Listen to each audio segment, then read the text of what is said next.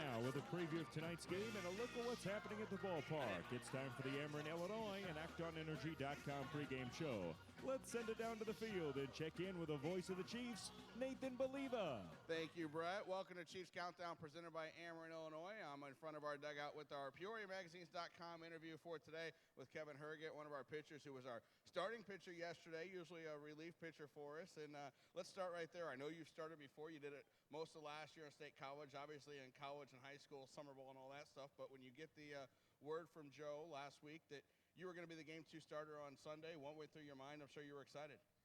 Yeah, it's been a while since I started, but I was really excited. I mean, it is a little bit different because I had just got used to get in the pen and whatnot, but we used the same approach, got out there, and just almost took it as a relief appearance. The couple days before, were they different getting ready? I know you weren't exactly like a true starter sitting in the stands and doing all the things that they do through the rotation, but I'm sure it was a little different than a normal day for you. Oh, yeah, I threw a side day, which I hadn't done really all year, and I mean, it was a little different. I knew I wasn't pitching going into the game, a few of the games, so that's a little bit different, whereas a reliever, pretty much every day you're ready to pitch. And I guess you're not pitching today either, so kind of a different kind of day. Did Lance, our strength coach, he treat you like a starter and get you out there doing all the same stuff starters do? Yeah, I mean, I ran the one day. Today he actually didn't have me do the long run that the starters do, so I got through that. But yeah, I mean, the lift schedule is a little bit different now because I'm on a little bit of a different schedule, but it's going to be back to normal as soon as like the week goes. Yeah, as soon as you get back into to what you had is normal. But for you, pitching-wise, very good yesterday. And most importantly, we got the win and got a couple big hits there right after you left the game and got the offense going. So I know that's the most important thing, get the split of yesterday and a chance to win the series, which is, I know, something that Joe always preaches about. So you got to feel pretty good about your role in yesterday's game. Yeah, I mean, the main goal is just to keep our team in the game as long as possible and then hope they score, which we know they will. So I think I did a good job of just keeping us in the game and keeping the score down, and then our hitters did a good job of just getting enough to win. For you guys out in the bullpen, you're kind of always together as a group, it seems like. Whenever I pass one of you, I pass two or three of you. What's going on there?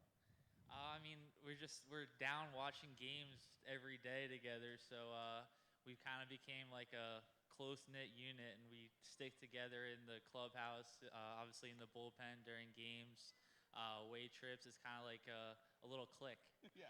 Do you guys have a jersey clique too? Now that we've got three of you with Rob and Alex and you, what's the deal there? Yeah, I mean, me and Rob always talk about jersey things that other people don't understand. It's like a whole different environment, a whole different country. I don't know, we have our little, I guess, like different jersey things that the other people won't understand. How cool is that, though, that you go through high school, you go through college, you become a pro, you're in your second year, and you got a guy on the team who's grew up right there around the corner, and you guys took a little different path to get here, but got to the same spot. I know the age difference is a little bit as well, but that's got to be pretty cool. Oh, it's very cool. I mean, all through college, I heard about him and how he was going to get drafted high and whatnot, and I knew he was, like, his school was 5 minutes from my house, so I know a lot of the same people he knows. We never had a chance to meet before the draft or any other time until spring training was the first time I met him, so yeah, it is really cool, and it's going to be cool now in the off season to have someone who I know really close to me who I can work out with and throw with and all that stuff. You guys had a great season last year in State College. Really came together the second half of the year and made the run into the postseason. And this team came so close at the end of the first half to making a playoff spot and off to a good start here. Do you see some similarities between the way this team is playing right now and the way you guys played in July and August last year in State College?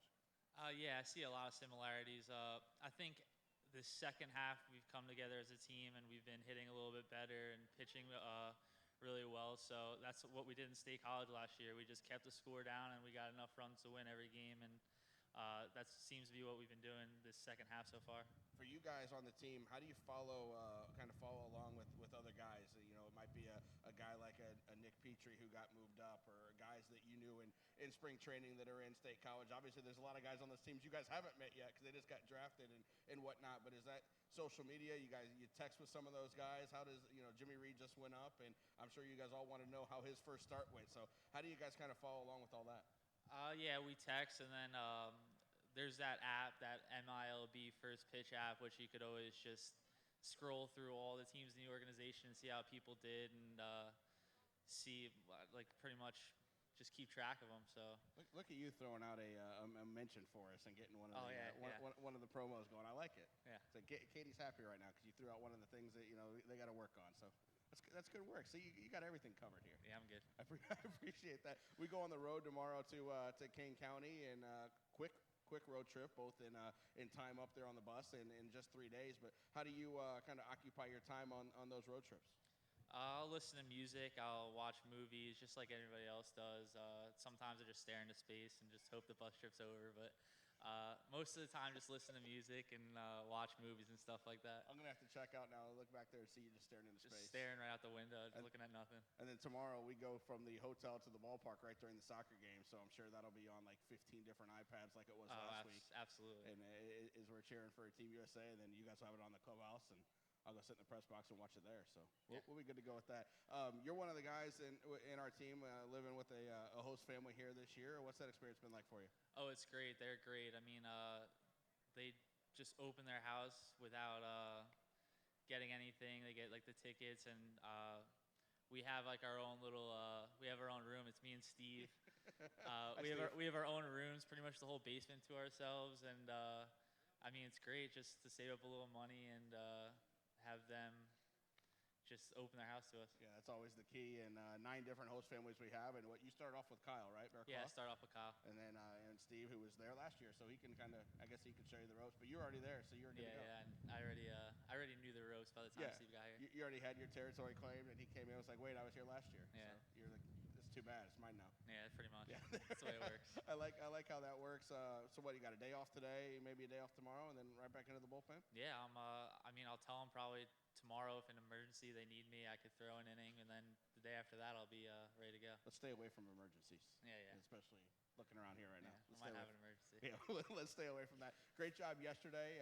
Nice to get you up here, and one of the guys from the beginning of the year, so it's great to get you up here. Thanks for having me. All right, thanks for being up here. Kevin Herget was our starting pitcher yesterday, did a great job in helping the Chiefs to get a win, a 4-2 win yesterday, game 2 of the doubleheader, and now ready to go. This is the last game of the series, a rare 5-game series. It's tied 2 apiece against Quad Cities. It's also the last game of the homestand. As Kevin and I mentioned, we'll head up to Kane County tomorrow, a 3-game series there. With a Tuesday, Wednesday, Thursday, all at 6:30 up at Kane County. He mentioned the app, the MILB.com First Pitch app. You can follow along there also through our Twitter at Peoria Chiefs and on the website, PeoriaChiefs.com, to keep up with us while we're up in Kane County the next 3 days. We will be home on the 4th of July. We will start what is actually a 6-game homestand, but there's an off day right in the middle of it on Monday. So we'll just talk about the first 3 games of that homestand for July 4th, 5th, and 6th, which is Friday, Saturday, and Sunday. First of all, on Friday, it's a 5:30 start for the 4th of July. We'll have the Jesse White Tumblers here down from the Chicago area to entertain after the end of the game, and then you can stick around and watch the Unity Point Health Methodist Proctor Red, White, and Boom fireworks over the Illinois River. You can stay here throughout the fireworks show. Check that out. Great spot to watch those fireworks. We've done that the last few years when we've been home on the 4th of July. In fact, you can get your tickets before you leave tonight if you want, and you want to make sure you get over there on the third base side, get a fantastic view of those downtown fireworks on Friday. Saturday is also a 5:30 start as we take on Burlington. After the game on Saturday, we invite you to stick around, watch Angels in the Outfield up on the video board as part of our big promotion for Saturday Night Angels in the Outfield. We take on the Angels affiliate from Burlington. And then on Sunday, we finish that series against the Burlington Bees with a 2 o'clock start. There's a Chiefs pillowcase giveaway for the first 1,000 kids 12 and under. The PJStar.com poster giveaway will feature our second baseman, Mason Katz, who's tied for the Midwest League in home runs with 14 after hitting 2 yesterday. He's also tied for the stadium's record with 10 in a single season. We'll have those poster giveaways coming up on Sunday. Kids run the bases post-game. You can play catch on the field and get player autographs pre-game as well. PNC provides $5 tickets for kids 12 and under that includes a hot dog, a bag of chips, and a soda. And it's also Disney Day, so we'll have some characters here. Mickey Mouse will be here, Captain Hook will be here, and also Alice from Alice in Wonderland will be here as well. Pictures with the kids and autographs throughout the day as part of our Disney Day. So that sets up our weekend as we come right back home for the 4th of July. We hope to see you back throughout that weekend here after the series up in Kane County. Sit back tonight, have some fun, relax, cheer on the Chiefs trying to win this series and get the winning homestand going as well as the Chiefs take on Quad Cities. We thank you for spending your Monday with us here at Dozer Park.